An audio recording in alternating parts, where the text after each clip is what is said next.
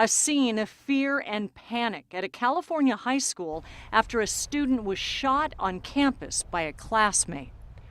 Parents and students were in tears as a nation on edge learned of another school shooting, this time much closer to home. It's breaking news we first brought you on 10 News Midday. The shooting took place about 5 hours north of San Diego at Taft High School just outside of Bakersfield.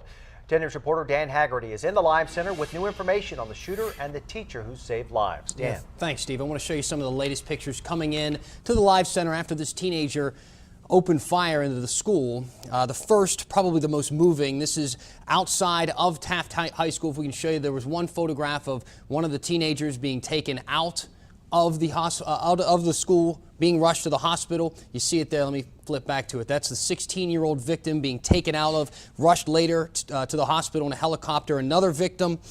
Two other students were hurt, one with hearing damage from the shotgun blast, another hurt during the scramble to escape the school. A lot of students tweeting during this incident while it was happening from the school. One saying, "I want to go home so bad right now." Another wrote, "I never thought this would happen," in a community that continues to react while we're learning that much more could have happened if a brave teacher wouldn't have stepped in.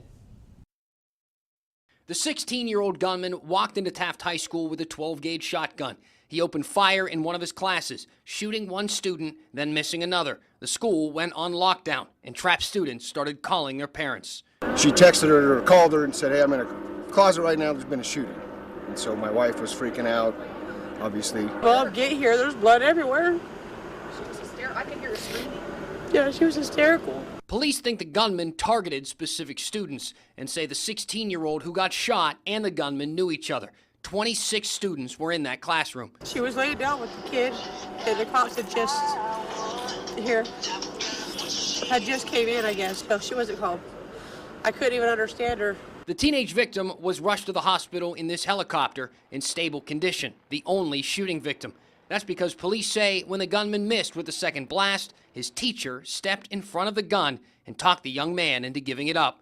A campus supervisor stood at the classroom door and hustled the other students to safety. To stand there and face someone that has a shotgun who's already discharged it and shot a student, speaks volumes for these two young men and what they may have prevented. We're still waiting to learn more about the gunman. For now, we know that police swarmed his house shortly after, and they found more than 20 rounds of ammo in his pockets at the school.